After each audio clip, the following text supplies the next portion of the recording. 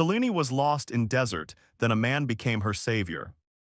The crimson dunes of Kepler 187b stretched endlessly beneath the twin suns, their surface shimmering like waves of blood-red silk.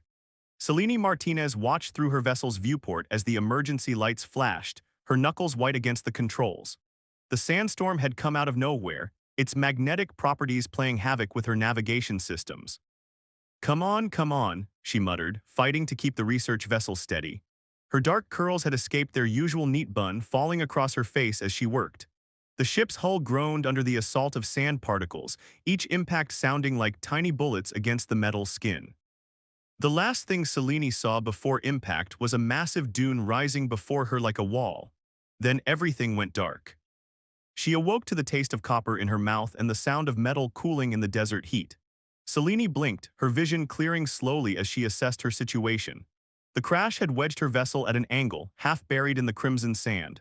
Her precious samples of desert flora were scattered across the cabin, their containment units thankfully intact. A xenobotanist by training, Selene had come to this remote world to study its unique plant life. Specifically, the rumors of flowers that bloomed only in absolute darkness. Her research could revolutionize agriculture on light-saturated worlds. Now she might never get the chance to complete her work. The emergency beacon was broadcasting, but on a planet this remote, help could be days away. Her water supplies would last 3 days at most. Selene checked her environmental suit's integrity and prepared to venture outside to assess the damage. The twin suns beat down mercilessly as she emerged from the wreckage.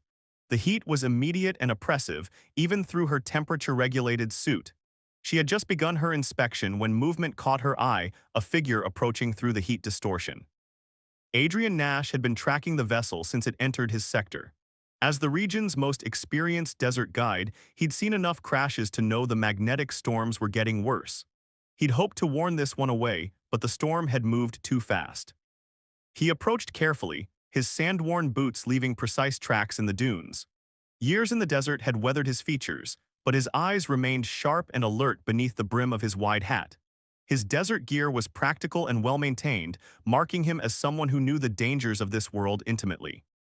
"You're lucky to be alive," he called out, raising his hands to show he meant no harm. "Those storms have claimed better pilots than you." Selene's hand instinctively went to her hip where her pulse pistol should have been, only to remember it was still inside the wreck. "Who are you?" she demanded, trying to sound more confident than she felt. "Adrian Nash, I guide people through these parts when they're smart enough to hire me first." There was no mockery in his voice, just stated fact. "And you're about 3 hours from the worst heat of the day. If you want to survive, you'll need to let me help you." Selene hesitated. Her training taught her to be cautious of strangers on frontier worlds, but something in his steady gaze made her want to trust him. "Selene Martinez," she replied finally. "I'm a xenobotanist with the Interstellar Science Academy." "A plant scientist?" Adrian's expression showed genuine interest. "You picked a hell of a place for your research, Dr. Martinez." "Just Selene," she corrected, managing a small smile. "And I didn't exactly pick this spot for landing." Adrian moved closer to examine the wreck, his movements efficient and purposeful. "Your ship's not going anywhere soon. The nearest outpost is 2 days' walk, but I know some caves about 6 hours from here. They'll shelter us through the worst of the heat." "Us?" Selene raised an eyebrow. "Unless you know how to find water in the Crimson Dunes or avoid the nocturnal predators, you'll need my help." He gestured to her sample cases. "Besides, I've seen things out here that would make any botanist's career, things that aren't in any official survey." That caught her attention. Selene studied him more carefully, his gear was well-worn but professional, and he moved with the confidence of someone who knew the desert intimately. More importantly, he hadn't immediately tried to rob her or worse, which was more than could be said for some frontier encounters. "I need to salvage what I can from the ship," she said finally. "My research materials." "We have 2 hours before we need to move," Adrian replied, already helping her with the cases. "Take what's essential, the desert doesn't give second chances."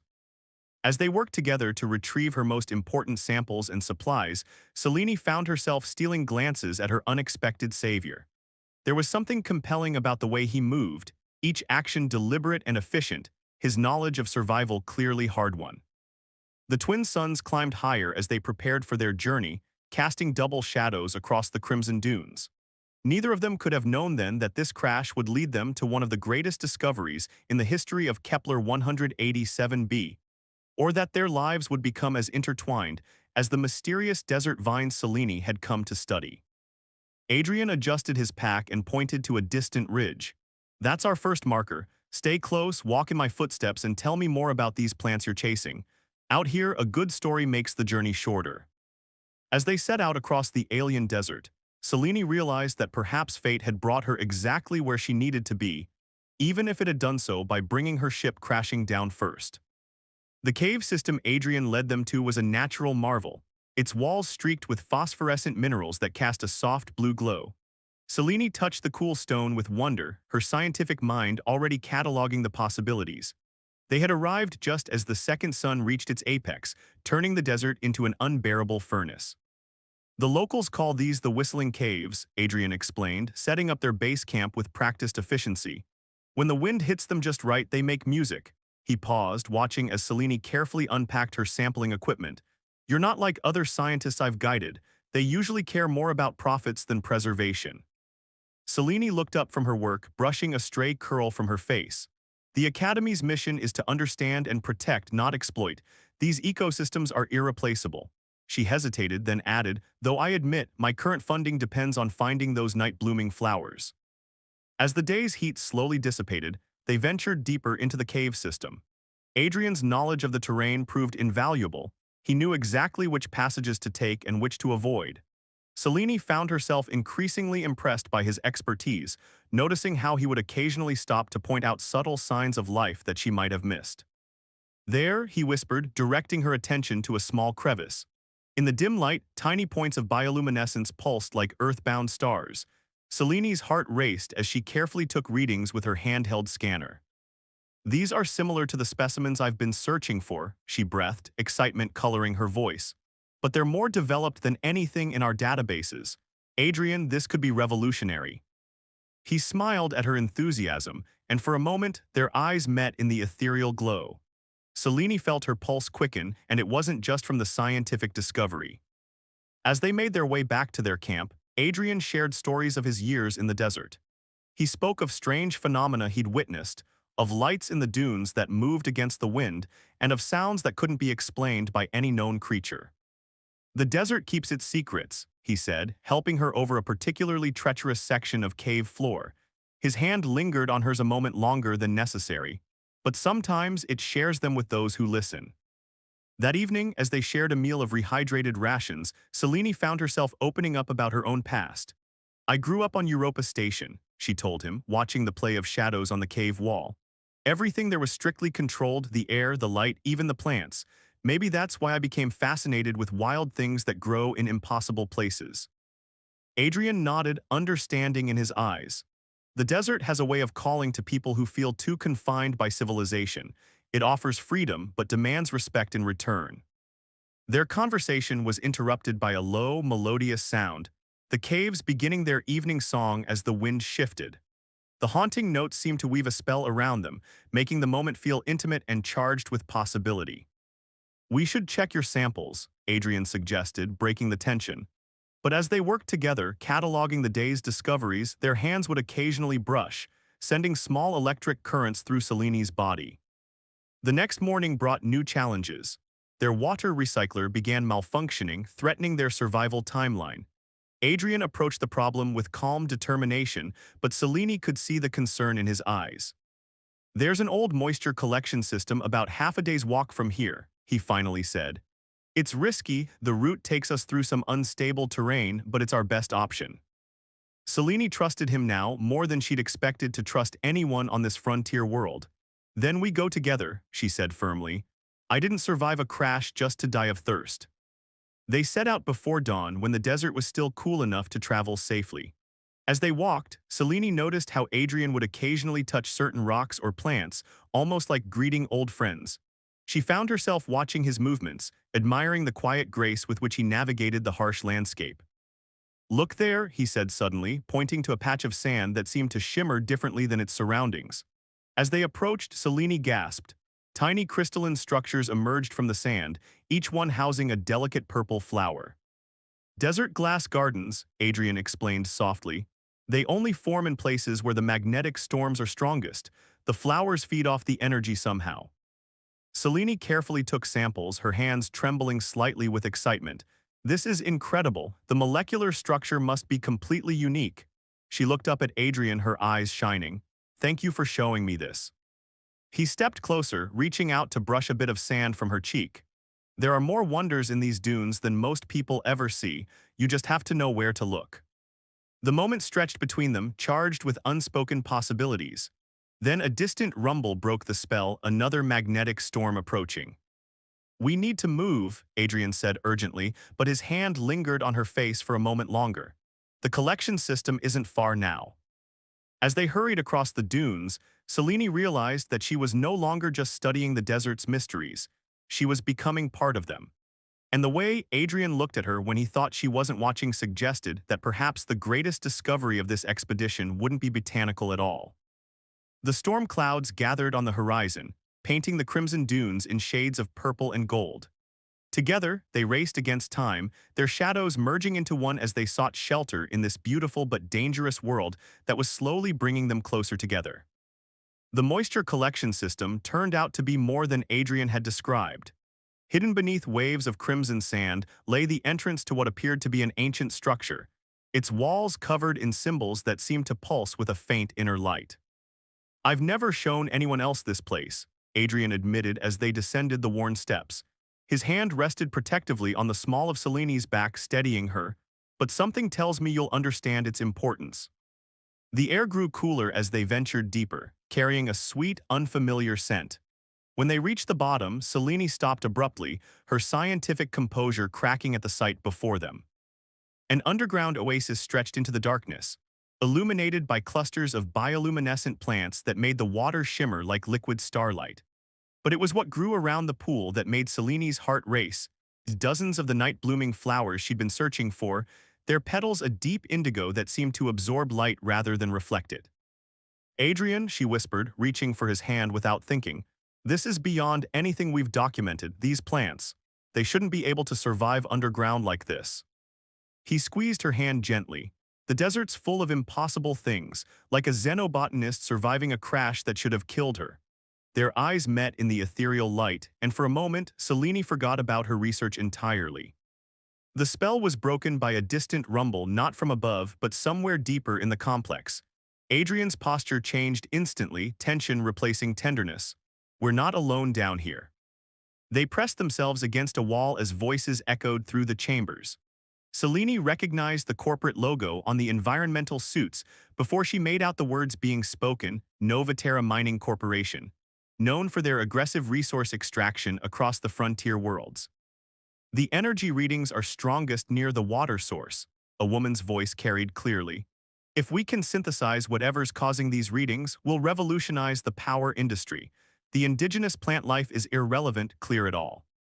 Selene felt Adrian stiffen beside her. His voice was barely a whisper against her ear.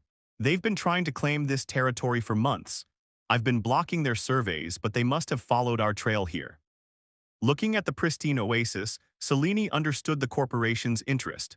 The bioluminescent plants were likely producing energy in a way that defied current scientific understanding, but harvesting them would destroy an ecosystem that had evolved over millennia.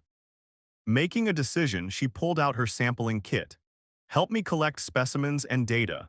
If we can prove this is a unique biological system, my connections at the academy might be able to get it protected status. They worked quickly and quietly, moving around the edge of the oasis while the corporate team continued their survey on the far side.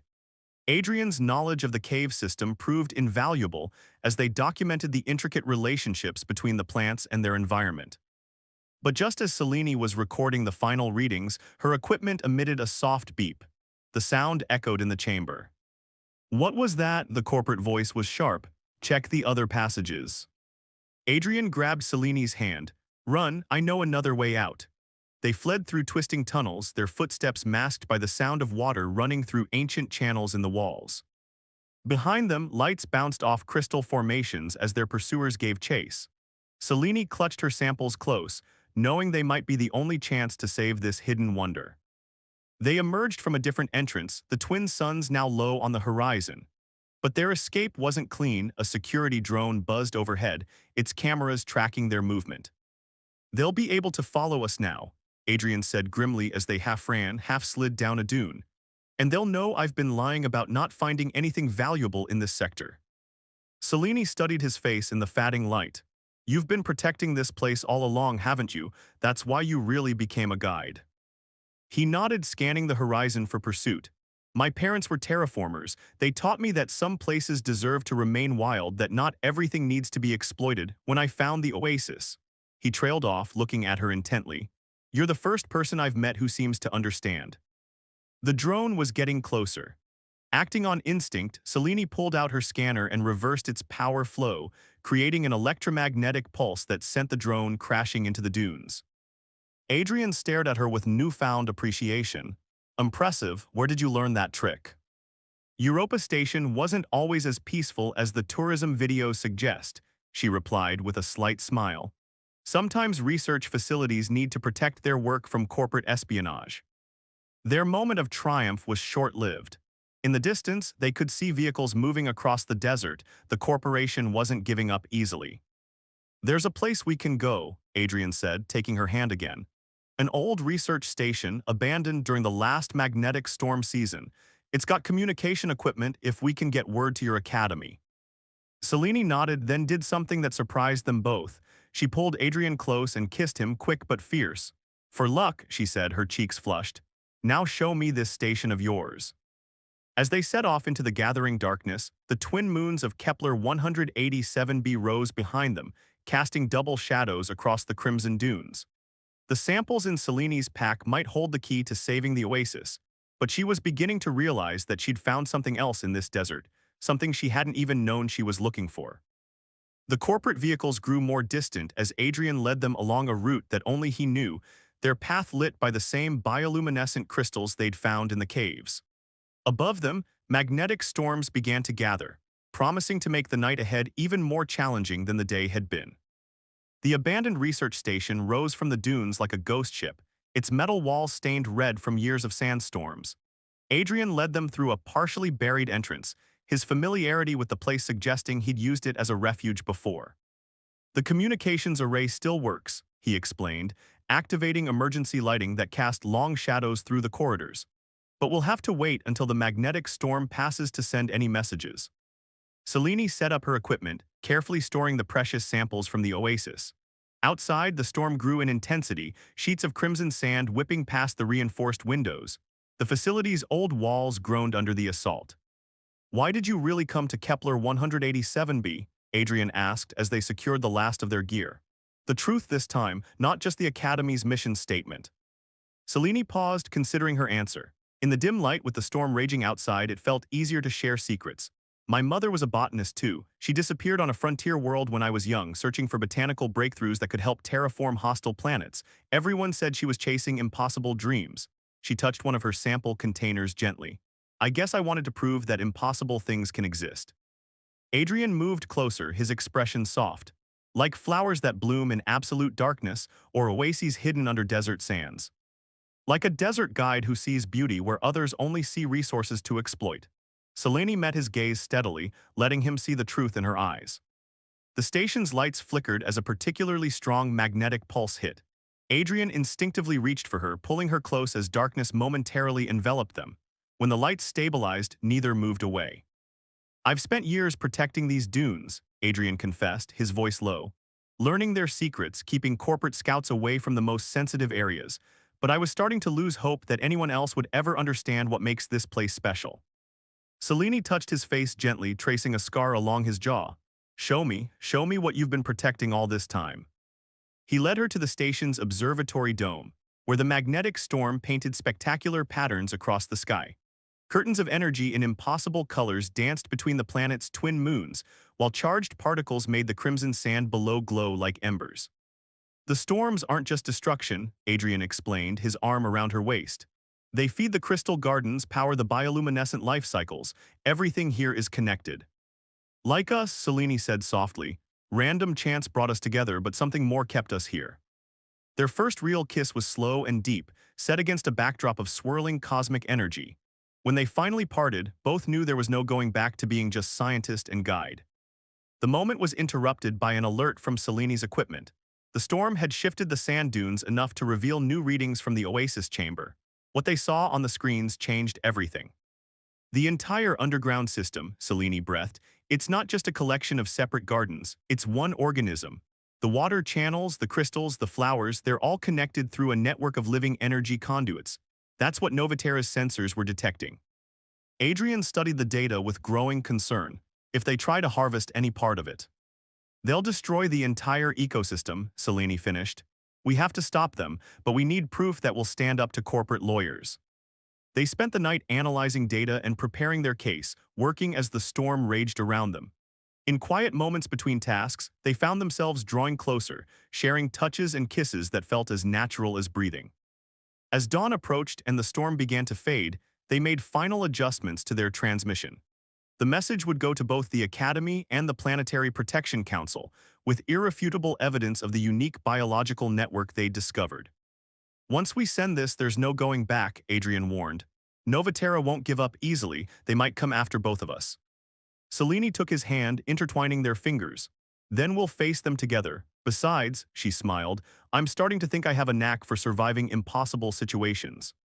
The twin suns rose as they sent their message, their light turning the storm-scattered sand into rivers of fire across the dunes. In the distance, they could hear the sound of approaching vehicles. Novaterra had waited out the storm too. Ready? Adrian asked, checking his gear one last time. Selene kissed him quickly, with you always. They stepped out into the dawn, prepared to defend their discovery and each other, knowing that whatever came next they would face it as one. The Novaterra vehicles emerged from the settling storm like prehistoric beasts, their metal hulls scarred by sand and wind. Leading them was Director Regina Walsh, her corporate environment suit pristine despite the harsh conditions. Mr. Nash, she called out, her voice carrying across the dunes. I'm disappointed. We could have made you very wealthy for information about the energy source. Instead, you chose to side with an academic who doesn't understand the real value of this discovery. Selene stepped forward, her data tablet held like a shield. We understand perfectly. You want to destroy something unique in the universe because you can't see past quarterly profits. The corporate security team spread out, their weapons not quite pointed at Selene and Adrian, but the threat was clear. Director Walsh smiled thinly. The Academy has no jurisdiction here. This is corporate territory now. Actually, Adrian's voice was calm, you might want to check your communications.